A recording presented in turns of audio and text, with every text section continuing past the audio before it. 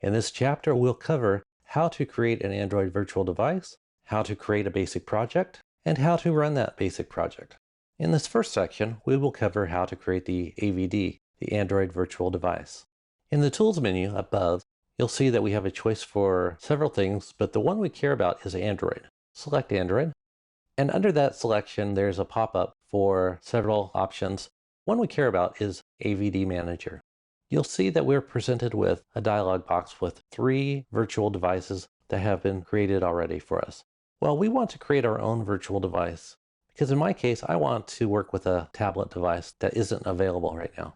There's a Create Virtual Device button. Let's press that. There's a list of categories that we can work with. There's the TV, there's the phone, a Google Wear. There's also a choice for tablet. As I said before, I want to create a tablet AVD. Generally, it provides me a more encompassing view of my application because I can always shrink that down to working with the phone. If I put all the fragments on one screen, it's just easier visually for me to work with. So I will select tablet.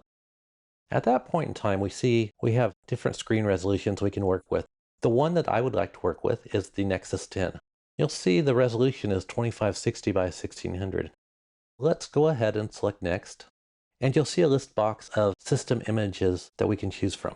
One I want is Lollipop. It's already selected, so all I have to do is select Next. Right now it's named Nexus 10 API 21. Not really what I want when I'm working with a lot of AVDs. I would like to change this to something more informative. So let's say Nexus 10 Lollipop. You'll notice again, it says 2560 by 1600 resolution. It also is including the Google APIs. I did that on purpose. You'll see the scale I have set up as automatic. There is an option that you can adjust that later on. I want to keep the scaling automatic. There's also an orientation choice, portrait or landscape. For me, it's more comfortable to work on a tablet in landscape when I'm developing applications. So I will keep it in landscape. I will select Use Host GPU to give me the performance I want during development on my emulated device. I'm going to leave the Store Snapshot for Faster Startup selection unchecked. You'll also see that there's a choice for Advanced Settings. We will cover more configuration details in a later chapter for AVDs, so I will not select that choice right now. We just want to get up and running with our AVD. So let's select Finish. At this point, you see what appears to be nothing happening on the virtual device screen. Actually, behind this screen is the device being created. It was just hidden by this dialog box. It ultimately pops up into your virtual device list if you wait long enough. Now it's there. That's the Nexus 10 Lollipop image we wanted. Now you might notice something different. In our setup, we kept focusing on the point that the resolution was much higher than 800 by 1280.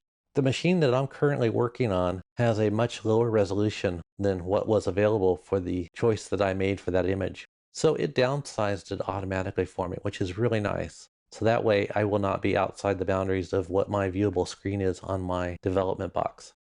At this point, you can see all the information that's pertinent. You have the AVD name, you have the resolution, you have the API that you are using to build this. You'll see that it's targeting the Google APIs, and my CPU that I chose is the 86 optimized version.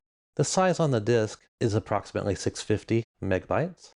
And there are the actions that I can take. I can play the AVD, I can edit the AVD, and I can duplicate, wipe it, show it on disk, view details, or delete it. So these are the basics of creating an AVD.